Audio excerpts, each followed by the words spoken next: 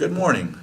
My name is Ernie Goss. I'm with the Goss Institute in Denver, Colorado, and today with AIM of Des Moines, we're releasing the Workforce Index for the month of April.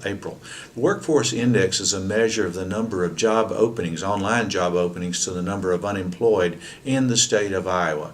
And we're releasing our April number. The April number for the state of Iowa was 78.1, and then what we saw in March, which is 83.9.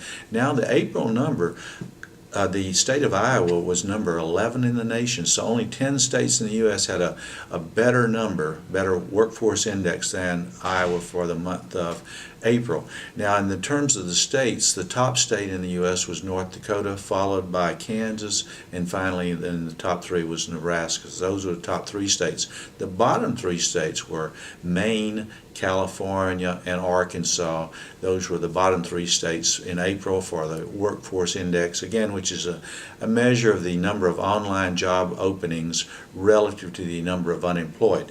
Now, in terms of Iowa, where were the top jobs for the month of April in terms of the number of workers in the industry? Number one was finance with 35 job openings for every 1,000 workers that are working in that area.